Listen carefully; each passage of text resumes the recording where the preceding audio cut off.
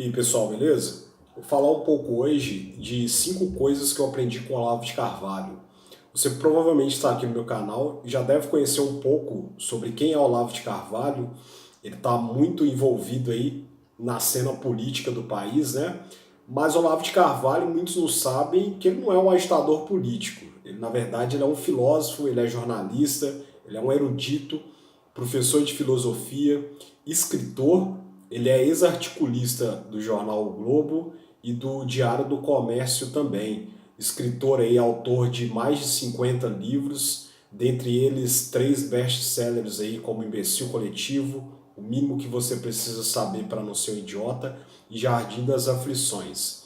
Ele é um autor premiadíssimo no exterior, né? Escreveu livros até a respeito do Islã, que foi muito premiado também. O Olavo de Carvalho, ele é um ex-comunista também, ele estava ali envolvido diretamente na cena, né, do regime militar. Ele fez parte do Partido Comunista, inclusive ele relata que ele recrutou muitas pessoas, né, para o Partido Comunista na época da tomada de poder, né, da aplicação do método gramsciista. Se você não sabe o que é o método gramsciista, tem um outro vídeo aqui no canal que eu expliquei mais ou menos o que é essa estratégia do Gramsci. Olavo de Carvalho, nesse período, né, onde ele participava ali do Partido Comunista, recrutando pessoas para redações de jornais, etc., ele provavelmente nesse período ele teve um momento Kronstadt, que o Flávio Gordon relata, descreve no livro A Corrupção da Inteligência, Intelectuais do Poder, como um momento ali que alguns comunistas eles têm um despertamento, né, a respeito do que eles estão fazendo, né, das pessoas, da causa que eles estão participando, de que talvez não sejam uma causa muito justa e muito digna. E Olavo de Carvalho talvez seja nesse momento ali que ele teve o seu momento Kronstadt. Essa expressão fala a respeito de uma fortaleza, né, que havia ali na Revolução Russa, onde alguns soldados se rebelaram contra a tirania do Lenin. E nesse período, por essa rebelião, Lenin matou, né, praticou ali um genocídio e matou vários deles. A partir desse momento, muitos comunistas da época ali começaram a repensar, né, buscar lá nas raízes das suas convicções, dos seus valores morais, se eles estavam realmente aderindo à causa certa. O Olavo de Carvalho, ele por isso tem muita propriedade, né, tanto de estudo, né, quanto de experiência dentro desse movimento para para falar e para fazer as análises que ele faz hoje. E inclusive nos últimos 20, 30 anos, as análises que ele tem feito a respeito de conjuntura política, praticamente todas se concretizaram no nosso período, vide a hegemonia cultural que hoje está ganhando força ali, uma espécie de contra-revolução, né, um movimento conservador de direita tentando fazer frente a essa hegemonia. Olavo de Carvalho, ele é frequentemente acusado, principalmente por intelectuais, né?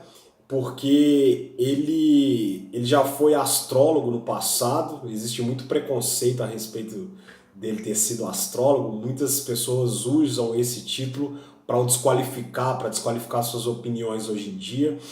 E ele ele também é um católico, né? Então ele é muito atacado também como um fanático religioso ali, que não tem uma visão racional da vida, né? Simplesmente mito, né? Uma acusação que fazem frequentemente contra ele. Outra acusação são os palavrões que ele diz ali em seus vídeos, e muitas pessoas tiram conclusões a respeito da pessoa dele simplesmente por trechos curtos de vídeos que pegam na internet, né? E sem ter uma compreensão do significado do Olavo de Carvalho para o país de uma forma geral, nesses últimos 50 anos aí, principalmente se tratando de uma baixa, né, flagrante da intelectualidade no Brasil. O Olavo tem sido aí uma espécie de luzeiro aí, despertando muitas mentes, né? Outra acusação que é feita para com ele também é o fato dele não ter diploma universitário. Eu acredito que ele não terminou nem ensino médio ali, mas ele é um autodidata brilhante, né? Se você tiver a oportunidade de ler algum livro dele, você vai verificar ali que ele tem uma capacidade descritiva das coisas incomum e muito diferente do que a gente vê hoje de pessoas que às vezes têm título de doutores, mestres, etc. Além das brilhantes análises políticas que ele fazem e análises e conselhos sobre a vida também de um modo geral. Ele desperta muito desse ódio por ele ter exposto, né, principalmente no imbecil coletivo, o charlatanismo dos intelectuais brasileiros durante, né, os últimos 50 anos, principalmente tendo sido corrompidos pela ideologia, né? Porque quando um intelectual ele adere a uma ideologia, ele perde, né, a amplitude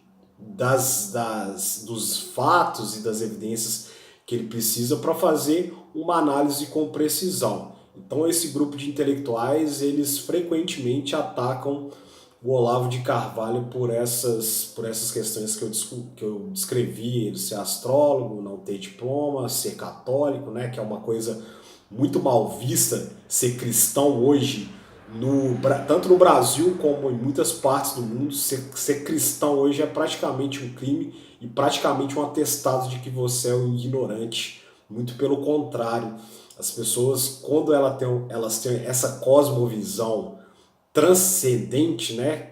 Elas acabam tendo uma visão mais ampla e uma capacidade maior de fazer as análises que interferem no mundo físico, coisas que os materialistas, né, que são os socialistas principalmente, eles erram praticamente todas as análises que fazem por essa perda de amplitude dos fatos e das evidências para fazer uma determinada análise.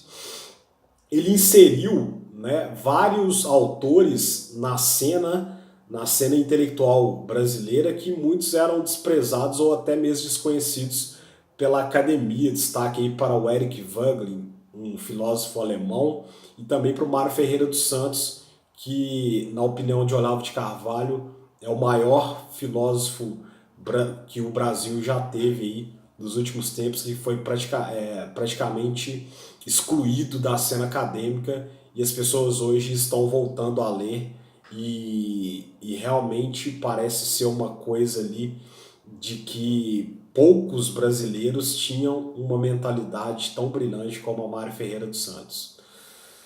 Coisas, então, que eu aprendi com o Olavo de Carvalho, né, depois dessa breve descrição, são 5 coisas. A primeira delas foi a respeito do exame necrológico, um exercício necrológico que ele orienta seus alunos do COF, o seminário de filosofia, né, online que ele tem.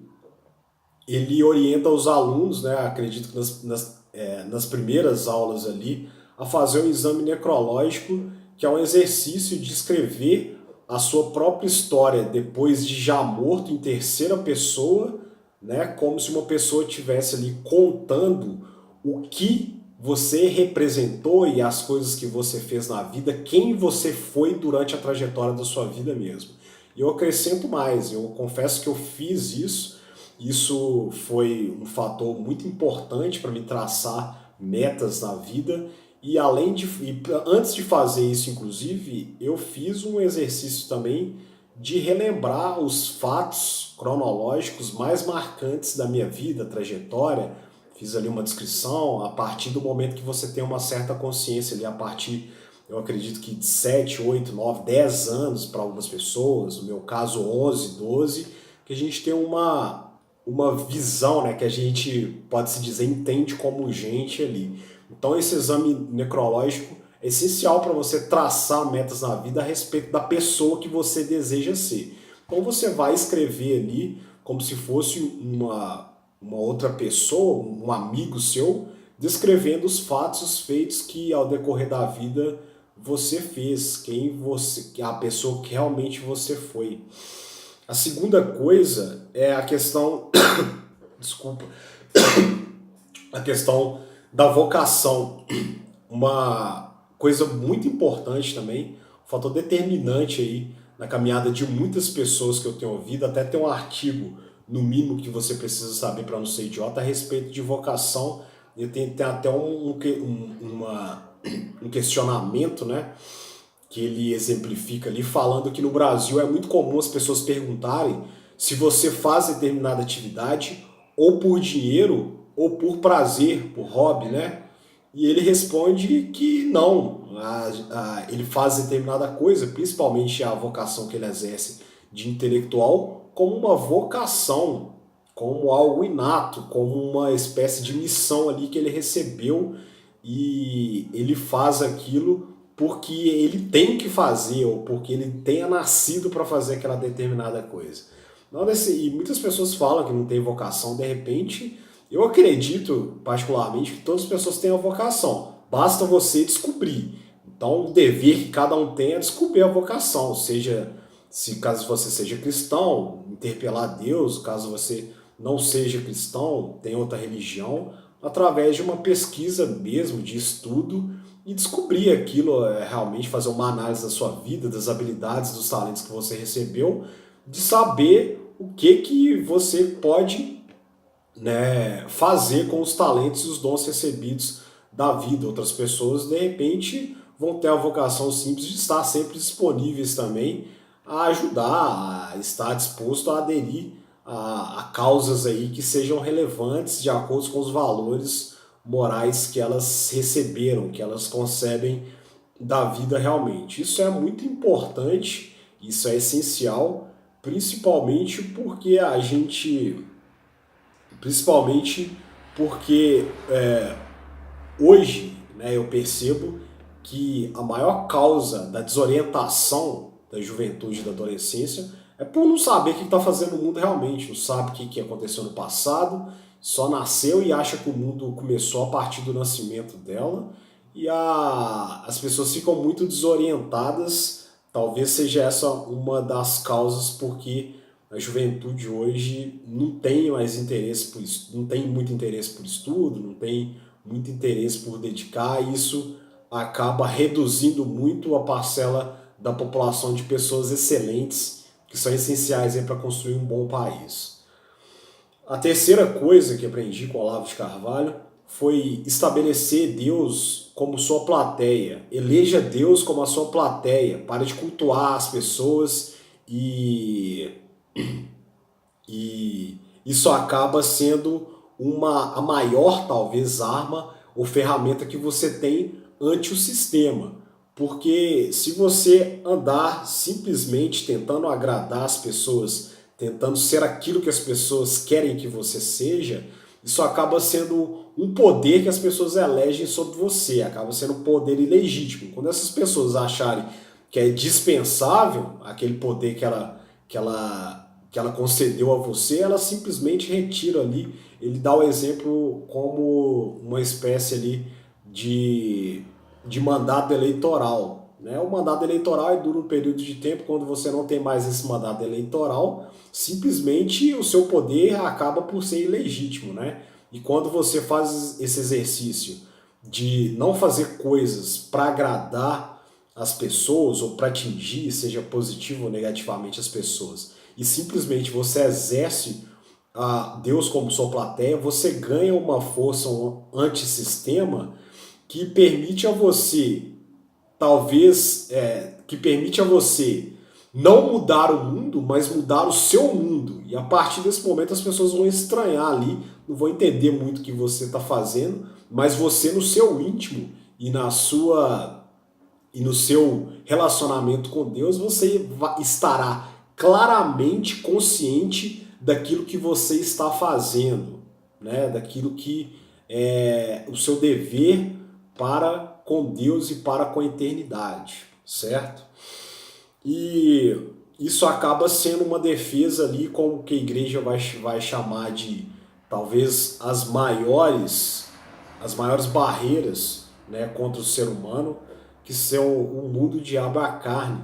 Você acaba ganhando a capacidade de superar essas questões a partir do momento que você não tem mais compromisso de agradar o mundo, os modismos, etc. você não é escravo mais simplesmente dos seus instintos, né? Dos seus instintos de pele ali, os instintos da carne, digamos assim, né? E não estou falando simplesmente de questões sexuais, estou falando de vícios realmente, de coisas, de hábitos indesejáveis que te tornam não um ser humano racional, mas um animal.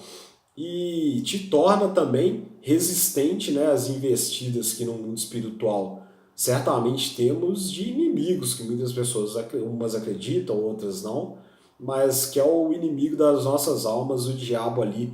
Ele está sempre investindo, acreditando você ou não, você no mínimo consegue perceber que ao longo do nosso dia a dia a gente estipula metas ou coisas a fazer que parece que sempre existe ou se levanta alguma coisa para impedir de fazer aquilo ali. E essa ferramenta, eleger Deus como plateia, te torna não absolutamente imune, mas te torna muito mais forte contra essas coisas. A quarta coisa é a questão da origem das ideias. Você já se perguntou da onde foram formadas suas opiniões, sua visão de mundo, etc? Qual o input que você faz? Input, quais são os veículos de informação que te alimentam? Quais são os livros que você lê, os programas que você assiste, as coisas que você consome que moldam e formulam essa sua opinião, as pessoas que você convive, etc. Você já parou para pensar, para fazer um rastreamento de onde vêm as suas opiniões? Isso está muito presente na cultura brasileira a respeito de opiniões sobre o senso comum, né? Os famosos clichês que estão aí, que muitas vezes a gente não para pensar se aquilo tem lógica ou não. A questão mesmo, dando um exemplo, o estado de bem-estar social, que tem na nossa Constituição, dizendo que o Estado é obrigado a suprir X ou Y necessidades nossas, né? Ele provoca um sentimento quase que unânime na sociedade que realmente o Estado ele é obrigado a suprir, a nos dar cada vez mais direitos, sem a gente parar para pensar e raciocinar que cada direito ele gera automaticamente um dever para outro, né?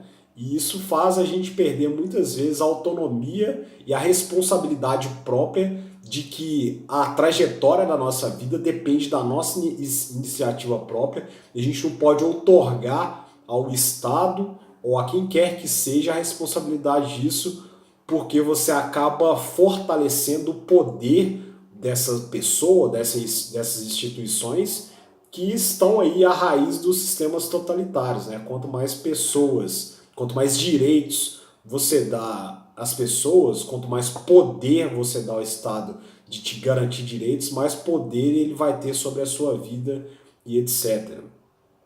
E a quinta coisa é a questão do aprendizado, né? A gente tem talvez um pensamento aí, né, bem presente na sociedade, eu acredito que esteja isso mudando bastante ultimamente, que é de que existem pessoas muito inteligentes que sabem muitas coisas porque nasceram com a capacidade já inata de saber essas coisas, e existem pessoas que não sabem as coisas porque são burras ou não têm um QI, né, suficientemente capaz para aprender e para ter domínio sobre algumas matérias. O Olavo de Carvalho ele diz que o aprendizado ele é principalmente interesse. O interesse com que você tem de conhecer, de aprender e dominar determinado tipo de assunto. Isso diz muito sobre a sinceridade e a busca pela verdade, né? Se você tem interesse real no determinado assunto, isso vai fazer com que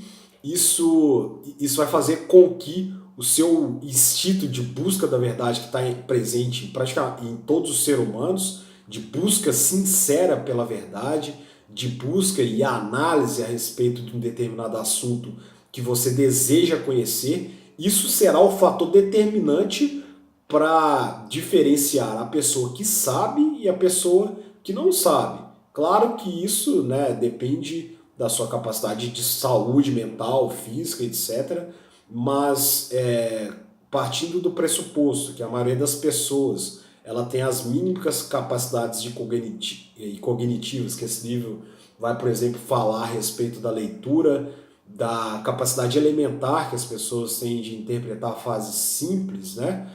Você consegue fazer uma escalada, né, de conhecimento e de saberes dependendo de acordo com o seu nível de interesse e de sinceridade pela busca da verdade de uma determinada matéria que busca estudar, né? E uma outra questão do aprendizado, esse não exatamente intelectual, mas talvez um aprendizado para a vida, um aprendizado mais como ser humano, é a questão de que você, para aprender alguma coisa, você precisa de amar a virtude, né, de pessoas que possuem essa determinada habilidade, esse determinado conhecimento. Ele vai falar ali sobre o amor ao próximo, ele vai dar um exemplo aí a respeito da coragem. Se você é uma pessoa que deseja ter coragem, você precisa identificar uma pessoa que tem essa qualidade da coragem, essa virtude da coragem,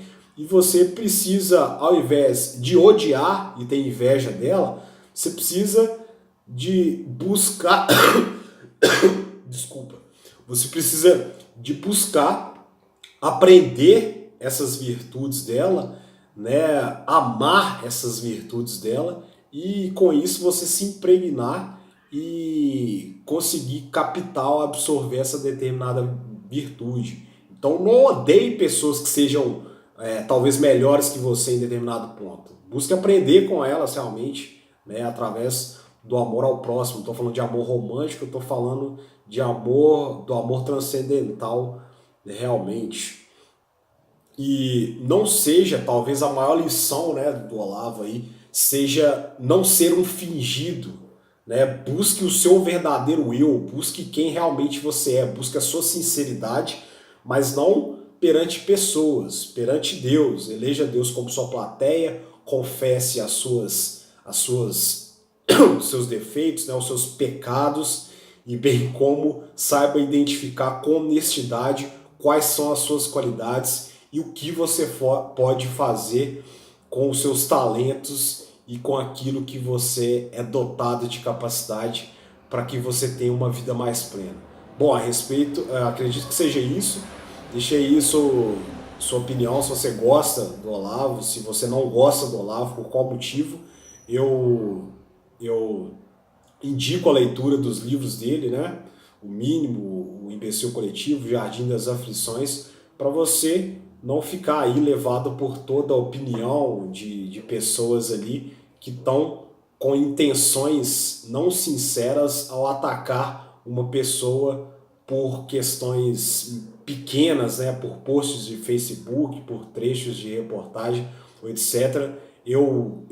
Particularmente, eu acredito que o Olavo seja um dos brasileiros mais brilhantes nesses 500 de história que tem no nosso país. Beleza? Se você gosta desse tipo de conteúdo, curte, compartilha aí com os amigos e inscreva-se no canal. Valeu, valeu, valeu!